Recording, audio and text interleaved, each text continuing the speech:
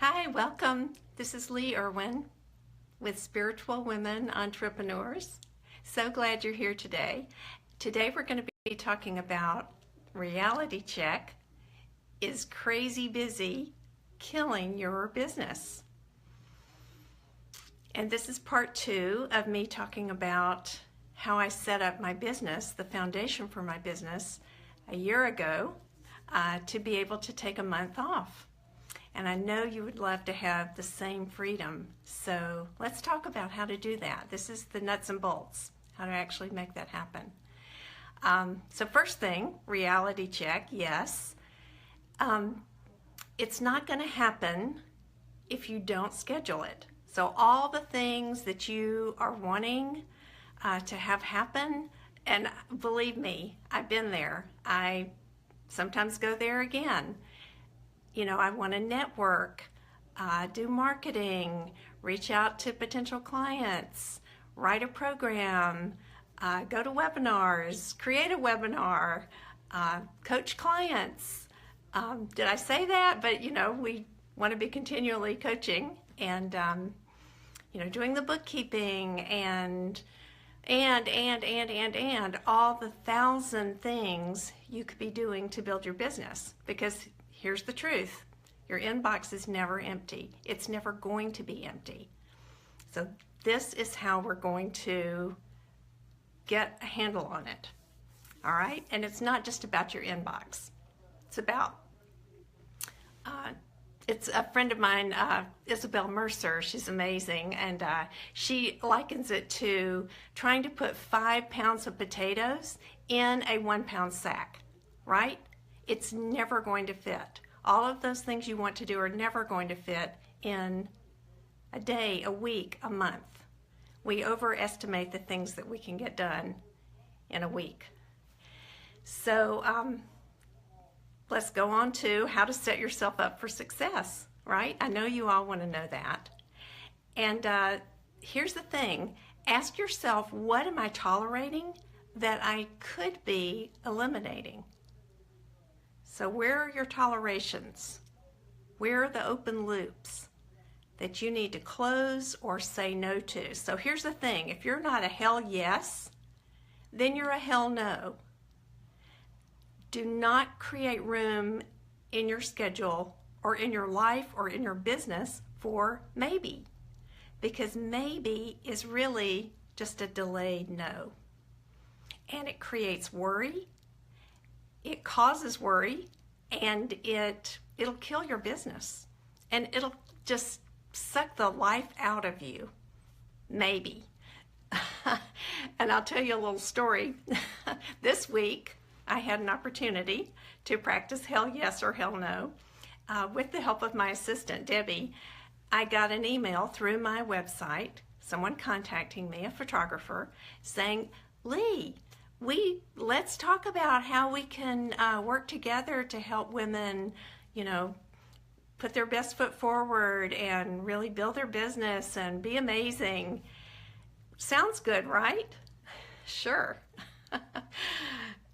And you know what?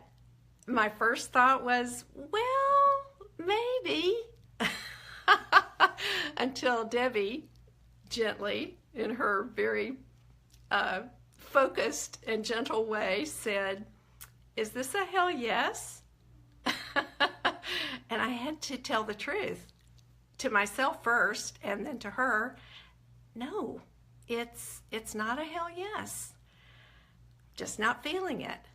So so I delegated to her to contact this photographer and thank her and you know, say this is not a good fit, or whatever she said. So, you know, hell yes or hell no. And that makes it pretty clear. And it's time for radical honesty with yourself about what really fits, what really lights you up, and what's aligned with your purpose, your reason for being on the planet. So if you want to make it happen, this is counterintuitive. I know we're all told you've got to push, you've got to make yourself do it, just keep moving, you know, all those messages. And I'm here to tell you that if you want something to happen, you've got to start with the ebb. You can't create, it's just like trying to organize clutter. It's not going to happen. So you create from an ebb space where you're empty, a still point, the 0 point.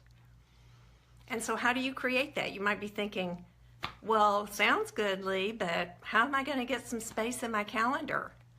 You know, I got all this stuff. Even if I'm a hell yes, there's still a lot of stuff. I get that. So I'm going to give you 3 ideas, 3 tips on how to create ebb space. First one is create a client zone. So it's kind of like time chunking, where you are going to put all of your client sessions or interaction with clients into one block of time or certain blocks of time. And I'll talk more about that in a minute with your ideal week. So for me, it's 10 to 12 and 2 to 4, 4 days a week. Fridays I'm off. Or Fridays I do intro sessions in the morning, and then I'm off in the afternoon. I'm off all weekend. I don't work at night. This was not always true, but I'm telling you, this is what has evolved and why I'm able to have so much freedom and success in my business. So, first idea, bundle your clients. Have client zones where you don't have clients scattered out throughout the week. They're bundled, so you're in your genius zone. You're turned on, you're flowing, you're talking to them, you're helping them, you're lifting them up, you're showing them their potential, you're giving and receiving, and then you're off. You have lunchtime, you have exercise, you rest, whatever it is you do to recharge, and then you go again. That's just the way it works for me. So you figure out what's going to work best for you. But the idea is to bundle your clients. Second idea is to work the first 3 weeks of the month, or that's what I do, work the first 3 weeks of the month. And the last week I'm, quote, off. I might be writing, reading, studying, connecting with other people, spending time in nature, having an ebb week, whatever I decide to do, whatever I'm guided to do. That's what I do that 4th week of the month. So that structure works well because I recommend that you have a package of your services. Let's say it's coaching, healing. So you work with a client for 6 to 12 months, and you have 3 sessions per month. 3 30-minute sessions, 3 45-minute sessions. Some people have 3 one-hour sessions. Personally, I think that's a bit long, but anyway, whatever you decide, but it's for the first 3 weeks of the month. So you're off the 4th week. And here's my last idea. If you want to have 2 weeks off, you schedule clients for the first 3 weeks of 1 month and the last 3 weeks of the 2nd month, and so you have 2 weeks off. The last week of the 1st month and the 1st week of the 2nd month. And you can do that as often as needed. Maybe every quarter you'll have 2 weeks off.